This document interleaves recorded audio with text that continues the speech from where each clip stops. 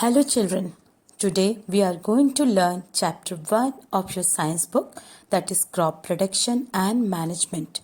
Children, as you all know and understand the importance of food for all living beings, food is required for our growth, development, body repair and also to protect us against various diseases. Early man was a food gatherer. Later people learnt farming and cultivated wheat, rice, and other food crops. So there is a transition of humans from food gatherer to food producer. In this chapter, we will know the various agricultural practices and understand the production and management of crops. In this context, let us understand what is agriculture. The food is grown by our farmers, and agriculture is a branch of science which deals with the mass production of crop plants and animals useful to human beings. Besides crop production, several other related activities like poultry, fishing, and sericulture come within the scope of agriculture. Now, the next topic we should learn about crop. What is crop? Plants of the same kind grown at one place on a large scale are called a crop, and the product of cultivated plant is called crop produce. Now let us take some example of crop. Cereals, wheat, rice, maize, they all are called cereals. Pulses, gram, pea, bean, etc. Vegetables, cabbage, cauliflower, brinjal, sugar crops, sugar cane, sugar beet. Students, you have to learn table 1.1 from your book.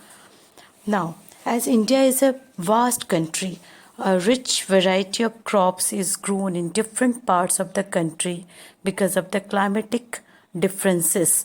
So, depending on this diversity, two broad cropping patterns can be identified. These are Kharif crop and Rabi crops. Kharif crops. The crops that are sown in the rainy season are called Kharif crops.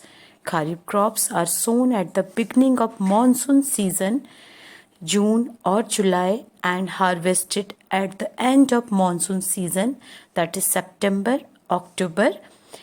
Rice, maize, soya bean, groundnut, cotton, etc. are called Kharif crops. Now the next is Rabi crops. The crops that are sown in the winter season are called Rabi crops. Rabi crops are sown at the beginning of winter season, October, November, and harvested in March, April. Wheat, gram, pea, mustard, linseed are called Rabi crops. A series of activities are undertaken in a particular sequence by the farmers to cultivate a good crop over a period of time is called agricultural practices. So in agriculture practices, several steps are taken to have a good yield of crop. Now in this contest, the first step is preparation of soil. It is the first step of growing crops.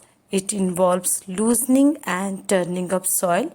It involves the following two steps: plowing and leveling. What is plowing?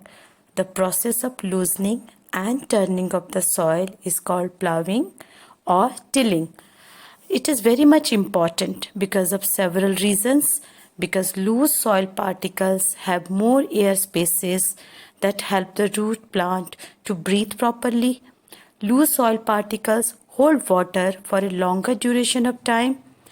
Loose soil particles helps the root to penetrate deeply inside through the layers of the soil. Loose soil mixes with manures and fertilizers more easily. It helps to remove weed from the field. Loose soil promotes the growth of useful soil microorganisms. That's why it improves the fertility of the soil. The next step is leveling. After plowing, the plowed land is leveled and pressed lightly with the help of a wooden plank or iron leveler. After doing this, The next step is selection and sowing of seeds. After soil preparation, the next step selection and sowing of seeds. Plants grow from seeds. While selecting seeds, precautions should be taken. Only clean, healthy, and disease free seeds should be selected. Seeds should be treated with fungicides. Sowing of seeds means placing the seeds in the soil. There are the various methods we use for this purpose. First is broadcasting or manual method. In this method, the seeds are scattered over the field by hand, and this is called broadcasting or manual method. The next method is by traditional tool. This traditional tool for sowing seed is shaped like a funnel having 2 or 3 vertical long tubes with sharp ends. The seeds are filled into the funnel, passed down through the pipes with the sharp ends. These sharp ends pierce the soil and place the seeds there. The next method is by seed drill. A seed drill has a funnel-shaped seed bowl connected to several tubes. Nowadays, a seed drill is used for sowing seeds with the help of a tractor. The advantage of seed drill is that it sows the seeds uniformly at appropriate distances and depths. It ensures that seeds get covered with soil after sowing. Now the next method is transplantation. Seeds of some plants like paddy, tomato, onion, chili and brinjal. They are firstly grown in nurseries, and when the seedlings grow, they are transplanted in the field. This process of transferring the seedlings from nursery to the field is known as transplantation. So these are the various methods of growing the seeds. Now the next is replenishment of nutrients in the soil. Children, in the next video, we are going to learn about replenishment of nutrients in the soil. Keep watching and keep on learning your important things.